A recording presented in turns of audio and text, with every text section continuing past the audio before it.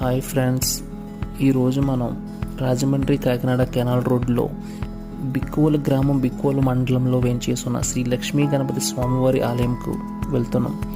ఈ ఆలయం సుమారు 1100 సంవత్సరాల క్రితం తూర్పు చాళుక్యుల పాలనలో నిర్మించబడింది. ఇక్కడ స్వామివారు స్వయంభుగా వెలిశారు. అంతకంతకు ఎదుగుతున్న ఒకే ఒక్క ఏకశిలా విగ్రహం మనం ఈ క్షేత్రంలో చూడవచ్చు. ఈ ఆలయం షరతులు: 7 మైలు ఉన్నవారు, 6 నెలలు దాటిన గర్భిణీ స్త్రీలకు ఆలయంలో ప్రవేశం లేదు. భక్తులు స్వామివారిని తాకకుండా వారి వారి కోరికలను చెవిలో చెప్పుకునే ఒకే ఒక్క అద్భుతమైన విషయం ఈ క్షేత్రంలో మనం చూడవచ్చు.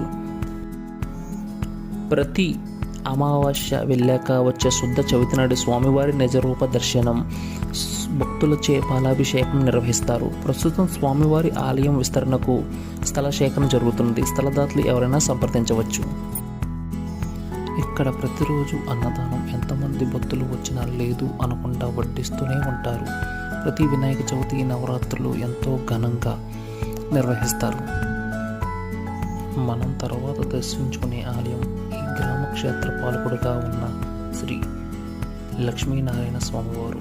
11,000 సంవత్సరాల చరిత్ర కలిగిన ఈ స్వామివారు ఆలయం ధనుర్మాసం, ఏకాదశి పర్వదినాల్లో లక్షల్లో భక్తులు వస్తారు.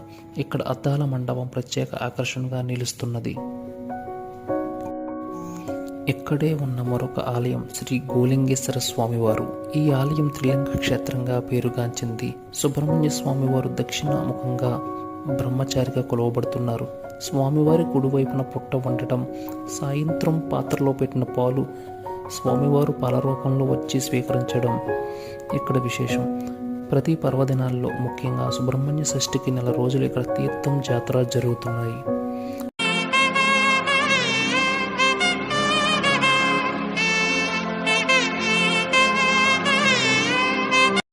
నిష్ఠతో ఇక్కడికి వచ్చిన భక్తులకి స్వామివారు పాము రూపంలో దర్శనమిస్తూ ఉంటారు.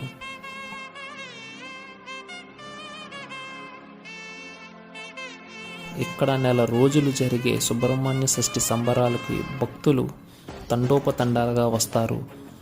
తీర్థం, జాతర, బాణాసంచా కార్యక్రమాలు ఇక్కడ కొనులు విందుగా ఉంటాయి.